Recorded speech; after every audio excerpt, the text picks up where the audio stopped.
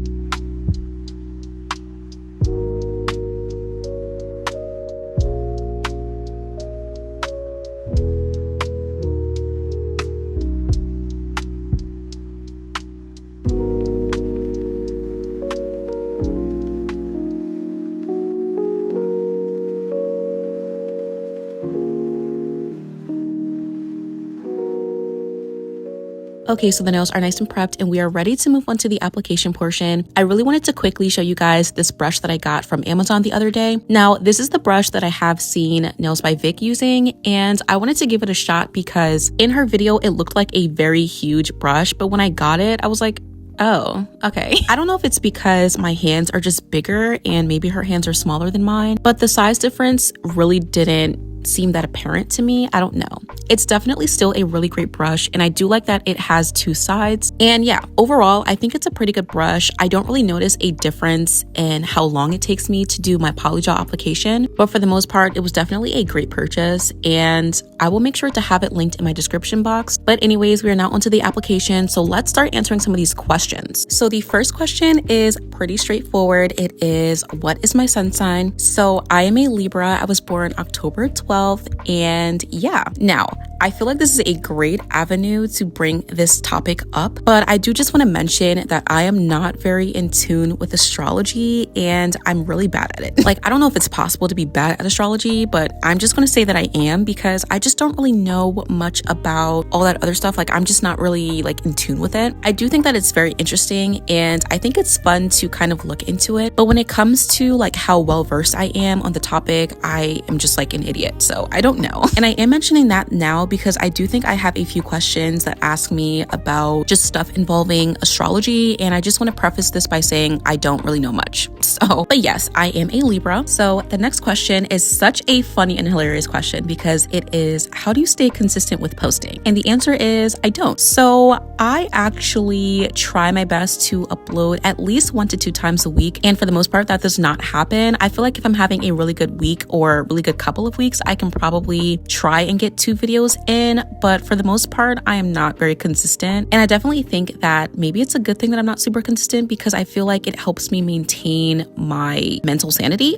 Because honestly, it can just get kind of rough, you know, trying to force yourself to put out a certain amount of content every week or on a monthly basis. But if you do want to work on your consistency, I definitely recommend working on your discipline because that's one of the biggest things that contributes to consistency is being disciplined enough to do what you have to do when you have to do it. And that's something I'm working on. Another thing that contributes to consistency is, of course, making sure that you actually like what you're doing. Like if you're doing, like, let's say you're a nail tech and you're only doing it for money, then you're not going to be very motivated to be consistent because you don't even like your job. So, you know, also make sure that you are not like forcing yourself to put out super good quality content all of the time. And I know it's kind of counterintuitive for me to say this because I'm a perfectionist, unfortunately, and it's something that I'm working on because unfortunately, I just have this mindset that if it's not perfect, then it does need to go up. Like this Q&A probably would have been up like a week and a half ago because I actually did film a nail set to go with this video, but I did not like the nail set. And honestly, there was nothing wrong with it. It just wasn't the way I wanted it to be. And so I deleted all of the like footage for it. And yeah, now we're here. But yes, make sure that 1, you are disciplined enough to actually put the work in. 2, make sure that you're doing something that you love. And 3, make sure that you are not setting very unrealistic standards for yourself. And I think those 3 things can definitely help with consistency. And of course, at the very like core of it, make sure that you're taking care of your mental health because honestly, when it comes to YouTube and just content creation in general, mental health can really play such a huge role on your consistency and the things that you are putting out into the world. So make sure that you are really prioritizing your mental health, your physical health, and all of those things. So yeah, I hope that kind of answers that question. So the next question is, what nail program did you attend if you did? And I did not attend any type of nail program or nail school. I am completely self-taught. I learned most of what I know off of YouTube. If you are looking forward to becoming an actual certified and licensed nail tech, I definitely recommend looking into going to school for that. But if you are just in it for content creation and just for fun and being a nail artist, you can definitely learn so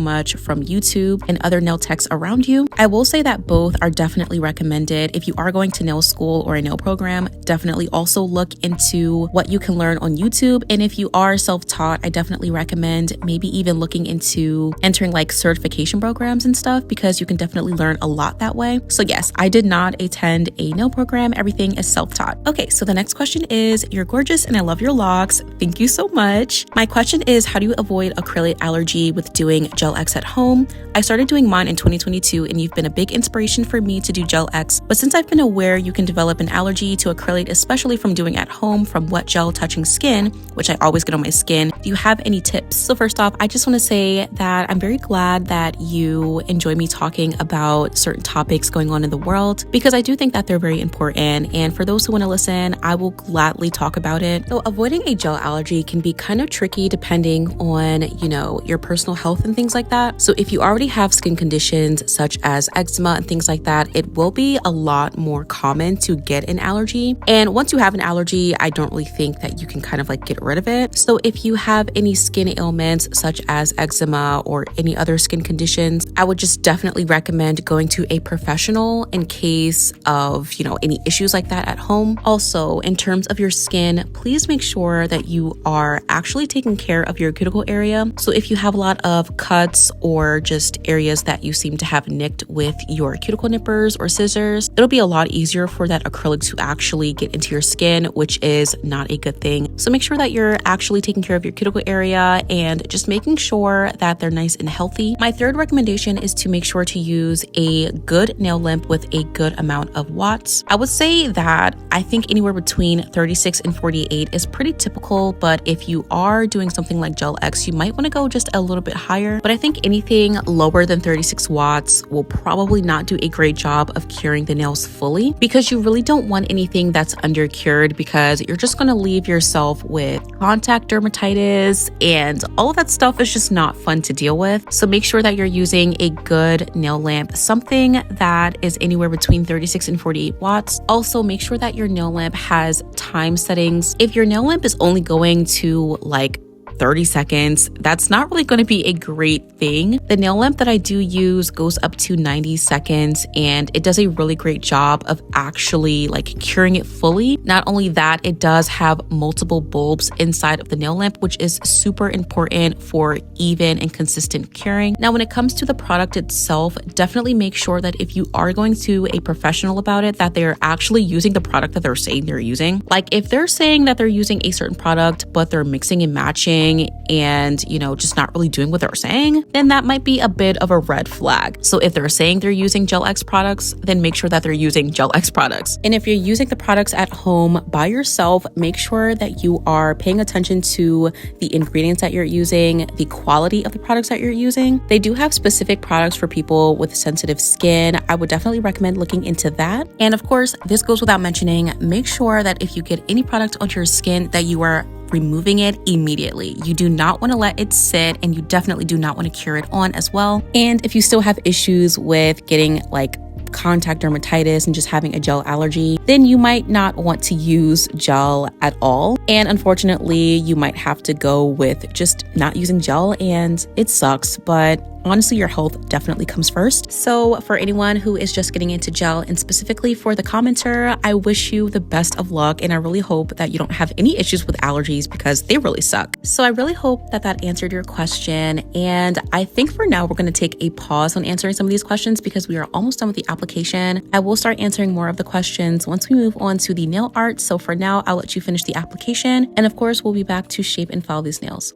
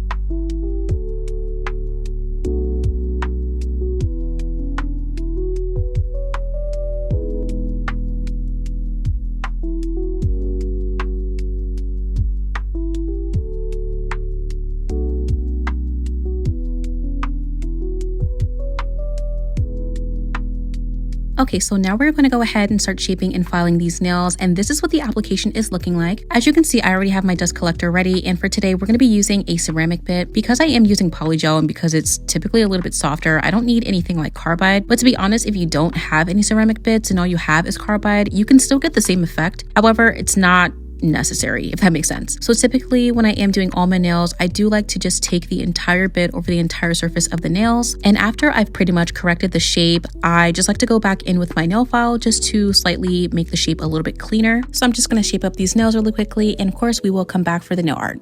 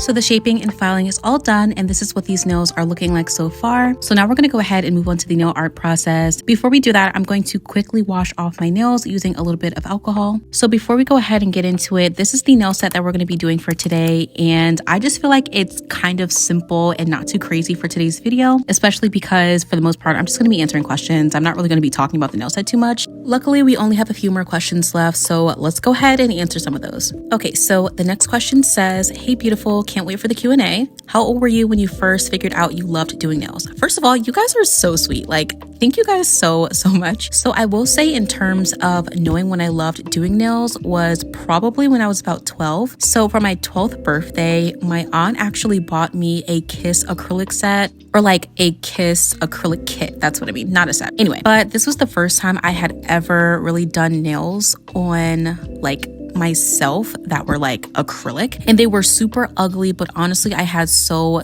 much fun. Like my brush was all gunked up and it smelled terrible in my room, but I honestly I knew from that point on that I wanted to learn how to do acrylic nails and just extensions in general, because even though I first did nails when I was 12, I have always loved the process of doing acrylic nails. I've mentioned this in a video in the past, but I literally have been going with my mom to the salon since before I could even remember. And I just remember the smells and pulling up a chair and sitting next to her and just watching the process. And it was honestly just such a monumental thing for me. And I can't believe that I'm here as a 21-year-old woman and that I know how to do nails. It's so crazy to me. But yes, the first time I knew I loved nails was probably about 12 years old. And I definitely am so thankful that my aunt got me that kit, because I don't think I would be here if she didn't. But yeah. All right, so on to the next question. It reads, do you have a background in nails, such as certificates and licenses? Also, when did you lock and how long have you been locked? So the first part of the question, similar to the first question I answered, I don't have any certificates or anything like that. I'm completely self-taught. But now that you guys are asking me about it, I'm should I get certified? Should I get my license finally? I don't know. So the answer to the second question is I have been locked since I believe January of 2021. So it is a little bit over 3 years at this point. And you guys, I literally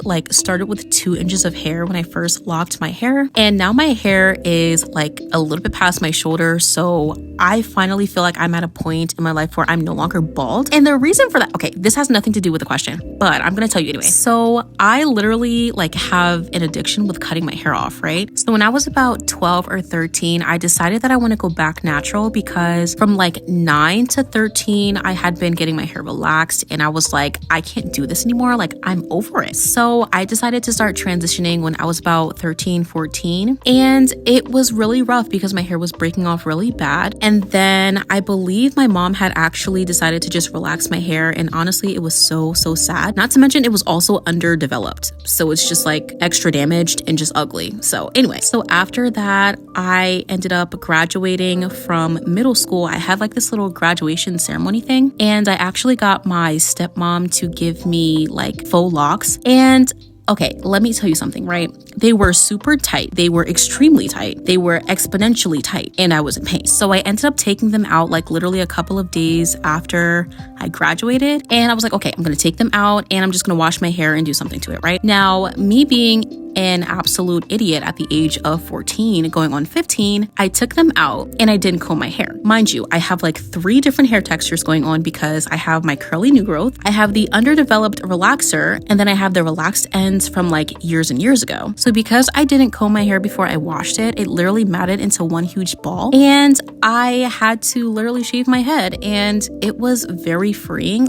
Being bald and going into high school is character development times 100, times 1,000. But honestly, after that point, I've literally just been cutting my hair so often. And it's been a couple of years since I cut my hair. So I'm a little bit antsy. I don't know. But I don't think I'm ready to get rid of my locks at any point.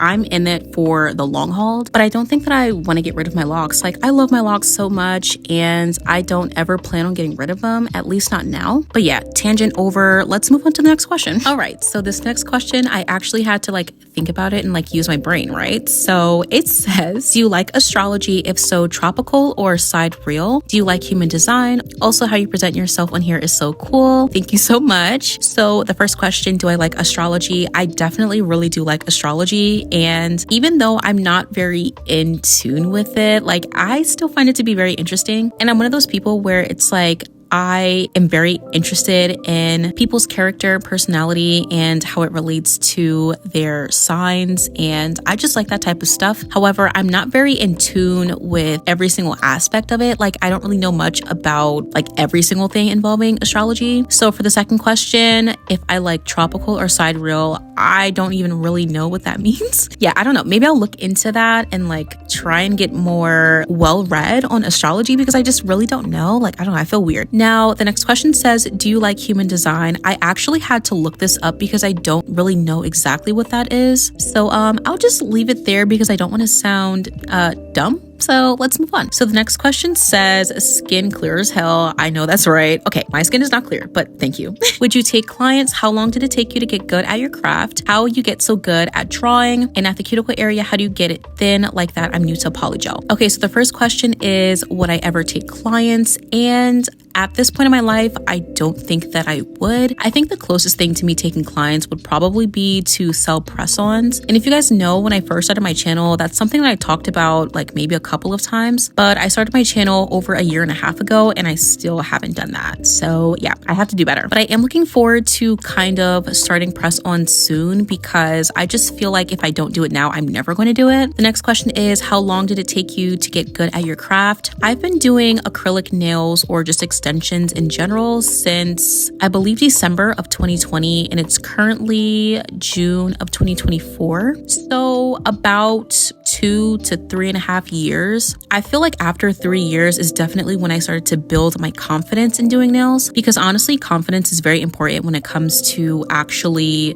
doing nails because you can know how to do nails, but if you're not very confident in it, you kind of find yourself messing up on things that you feel like you already know. And also, I do feel like there's a huge learning curve when it comes to extensions. Like there was a period in my like journey with doing nails where I literally like I wanted it to look a certain way, but it just literally did not look like that no matter how much I worked at it. Like it just was not looking right. But honestly, once you get over that learning curve, it's definitely like a breeze. Like I just feel like at this point I can do anything, even though that's a lie.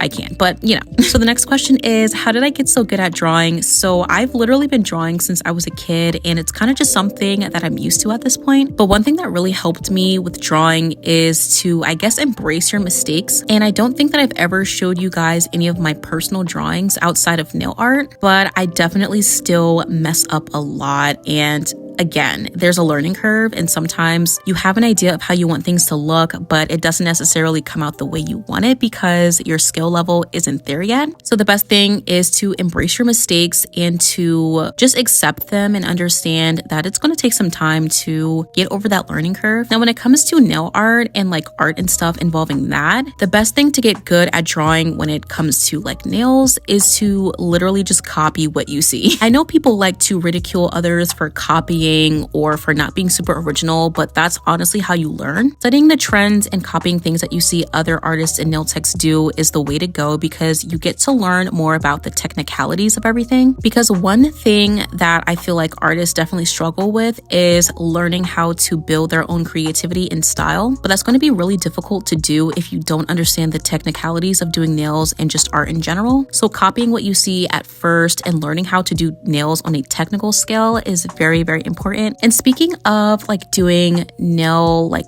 art and stuff like that, I am thinking of doing a passion project. So I recently just bought a tripod and I really want this video to be super like, I guess like good. Like I want to practice with different nail angles and just have a lot of fun because I really want this video to be focused on how I come up with concepts and me just sitting down and getting to work. But I don't want it to be like this where it's like one angle and super boring. Like I don't want to do that. And for the last question, if you really want to get super like clean and sealed cuticles, I would definitely recommend practicing like actually sealing your cuticles when you're shaping and filing. So that means taking a cuticle bit or a carbide bit and just working around the cuticle area, making sure that everything is nice and smooth. This does not only help with making sure that it looks nice and natural, but it also increases the longevity of the nail set. So a lot of times I will go ahead and seal my cuticles using a carbide bit or like a ceramic bit sometimes, not really. But if you are kind of scared of ceramic and carbide bits, you can always seal your cuticles with a sanding band or even a nail file. But I do feel like an electric file is a little bit faster and easier. And also during the application process, you want to make sure to use very little product towards the cuticle area because you really just don't want it to be super bulky there anyways. Because if it's super bulky and thick and it's just kind of lumpy, there may be a chance that you will get water and oils trapped there. I am thinking of doing an updated application video maybe for polygel because I've never done one for polygel. So if you guys would be interested in that, definitely let me know. I'm not really too sure on it because I'm not really polygel based, but if you are interested in that, definitely do let me know in the comments below. All right, so we are finally on to the last question, and this one says,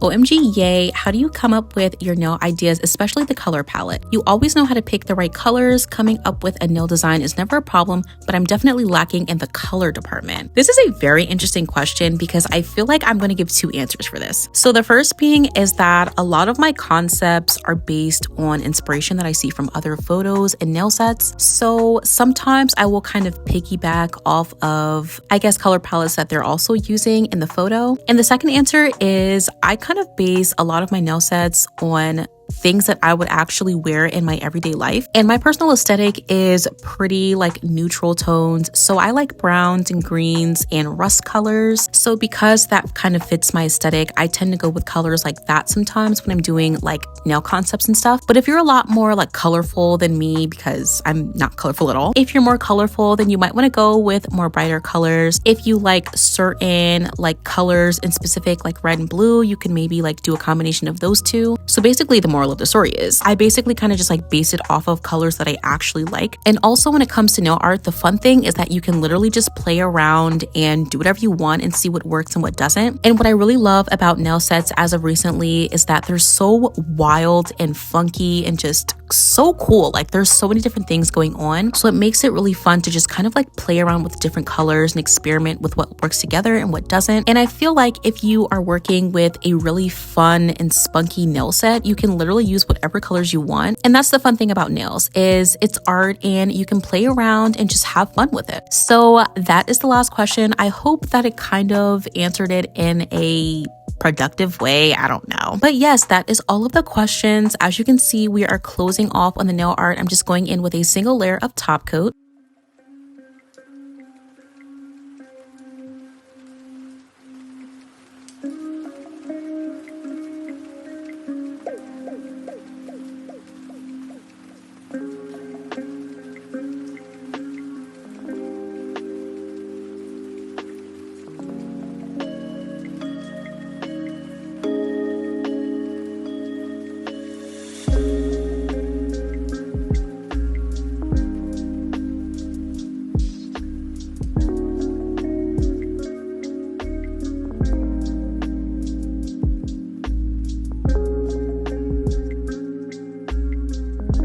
Okay, so the nail art is done and this is what they are looking like. Now, funny story, as you can see, my cuticles are kind of oily and I did this entire portion of the video and I wasn't recording, so I had to literally start over. So yeah, we are closing off by putting on a little bit of cuticle oil.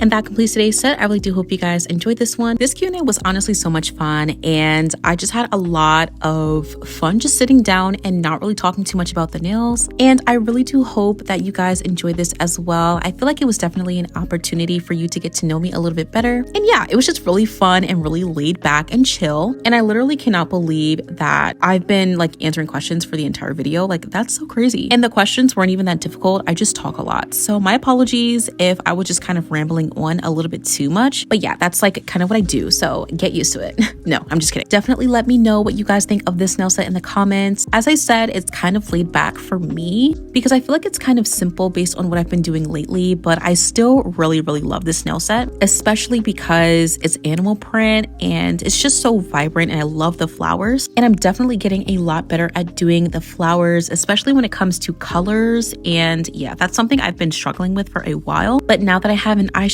palette and I'm able to kind of use whatever colors I want, it definitely makes it so much easier. Like it's such a fun, like I just love it. So if I were to put this nail set on a scale of 1 to 10, I would definitely give it, I'd say an 8.5 out of 10. Now the reason for the 1.5 points being taken off is because I feel like this nail set's kind of laid back, like a little bit too laid back for me. Like, I don't know, it just doesn't really do much for me. Like, I love the colors and everything, but I feel like I should have done something a little bit extra because I'm just weird like that. So yeah, but other than that, I really do love this nail set. I'm just kind of extra, so I don't know if this really does it for me, but definitely let me know what you guys think of this nail set in the comments. But as always, I want to say thank you guys so much for tuning in today, and I will see you guys in the next one.